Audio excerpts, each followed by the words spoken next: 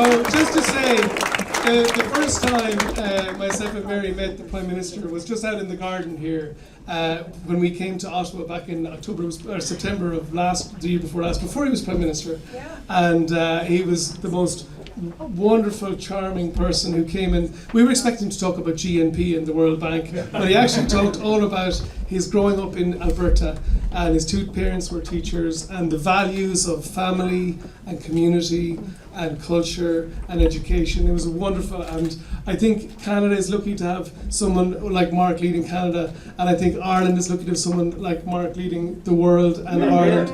We are so proud of everything Mark Carney does. Give it up for Prime Minister Mark Carney! Normally when I speak, there's one tough act to follow. Claudette. It's true. There's like 6 tough acts to follow, including those kids. Boy, I was just trying to picture before question period, reading that poem, Sanctity of the Soul, being present. Noble people, that's true. Everyone is a noble person here. Ambassador, thank you, John, for welcoming us here. Thank you for deepening the ties between our countries, like we've never seen before. Minister Kaleri, now that is a politician. And I hope you're all sitting comfortably, because as James said, he's better at doing things than announcing them. In other words, don't listen to the speech. If you take one thing, Mary, it was beautiful reading, and I wanted to. I had a sense that you might pick up on John O'Donoghue, and so I'm going to pick up on that threshold, that blessing, because I know a bit about him, and unfortunately passed, but the big element for him is a blessing is at a threshold. It is given when you're moving from one position to another. Moments where one thing becomes another, a person steps out before they know what they're stepping into. So it can be generational, it can be geographical, it can be structural. Something is handed on. It's not always seen, it's not always in full understanding. So it can be a name, it can be a way of being, a way of living, a faith, a stubbornness. And that's where I'd like to begin, and I'm going to pick up on the allusions that have been kindly made. 40 years ago, I had the occasion to look for my grandfather's birth certificate for some reason. Members of the press here wouldn't pick up on it. And what it turned out to be was a baptismal record from St. Patrick's in Agagower, County Mayo. So this is true. There's lineage, there's documentary proof of this lineage. Piece of paper, faded with age, and where his father's name should be is the X.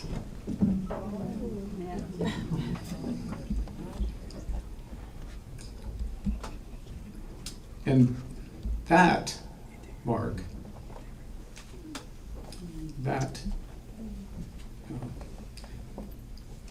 in a sense, it's a mark of absence and a mark of presence. It's a witness.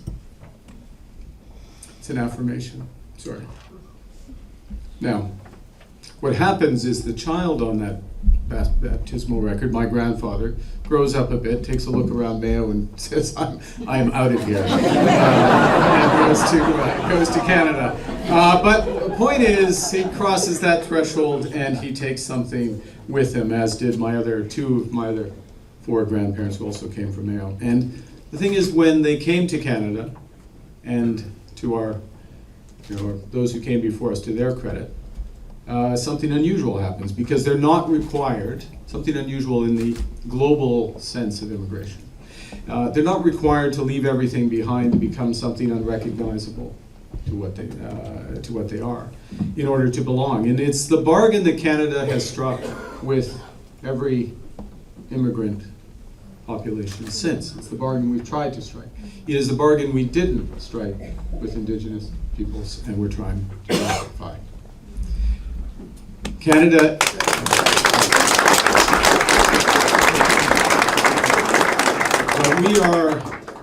We are a mosaic, not a melting pot. It's not just a saying, it's a truth. It's a distinction that matters. It's a mosaic that doesn't dissolve its pieces.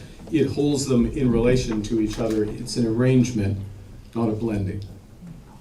And the Irish, that's why we're here, the Irish have helped build this mosaic.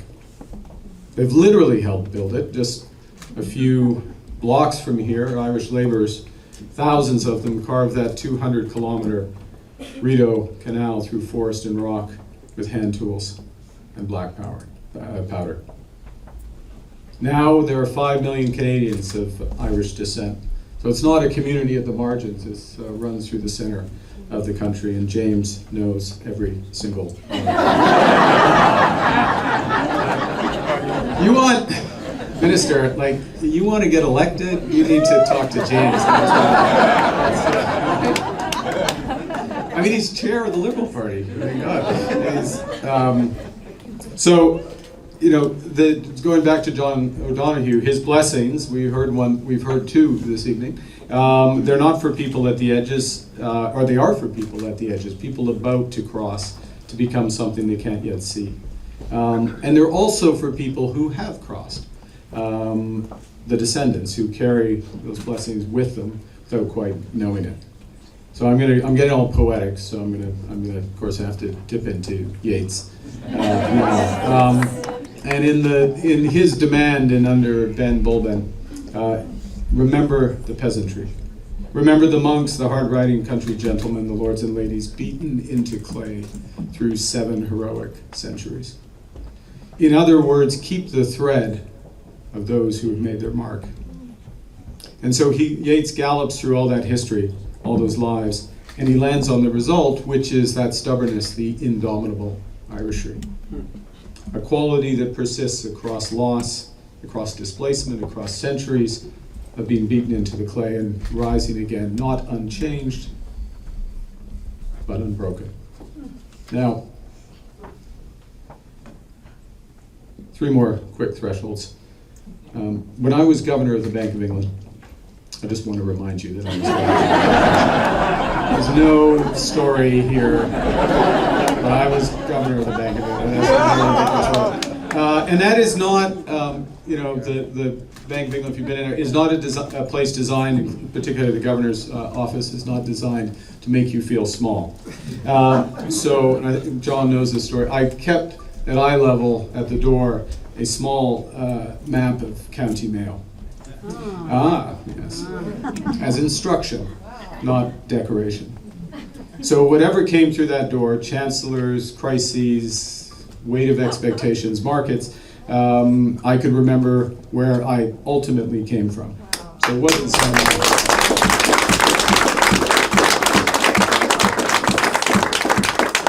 So not sentimental, structural. Held things in place. Okay. Now, before we get all, it's all about the past, imagining the lyrical, searching Irish voice only belongs to the past. Mayo, as the minister knows, as I think many people know, is currently home to perhaps the most widely read novelist of our generation, right, Elizabeth? Yes. Sally Rooney is from Castlebar, a few miles up the road from, which people in Castlebar say it's a few miles up the road from Agagawa. And she writes about desire and class and the difficulty of being young and idealistic and compromised in life. Same unflinching eye of Yeats a century ago. And that's the spirit that touches millions of people whose stories, families, identities cross the Atlantic Ocean in both directions to be both proudly Canadian and Irish. It's the spirit of the 200,000 Canadians who visited Ireland last year, the more than 10,000 young Irish workers who travel to Canada each year to work.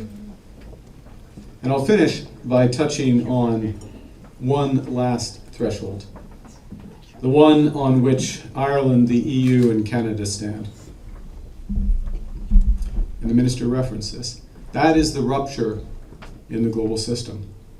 That's the move from rules-based to what we don't yet know. We've gone from rules-based currently to arms-based, from values to the victors and the vanquished. The question for Ireland, for Canada, the EU, is where will we go?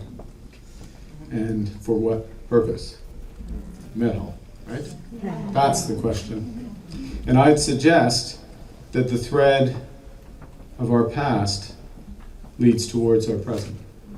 Le Canada et l'Irlande partagent depuis longtemps une amitié étroite, fondée sur des valeurs communes. Nos deux nations défendent la démocratie, respectent la primauté du droit et chérissent le bilinguisme. Le Canada et l'Irlande croient tous que la coopération et non l'isolement est la voie à suivre. Last September, we welcomed the Taoiseach to Ottawa. And he and I spoke about how we can build our enduring friendship, of course, by ratifying CETA, that's the ante, by undertaking trade missions, very important, new ones to come in both directions, deepening our partnership in Europe, particularly deepening our partnership in Europe under Ireland's presidency. So, from that mark on a page in Mayo, the distance traveled has shrunk, I'd suggest. That's what this evening is all about. The thread that runs from Ireland through Canada to this room tonight, not unchanged, but unbroken. I've been blessed by this thread.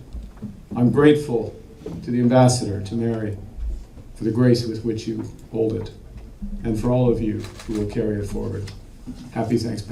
Patrick's Day.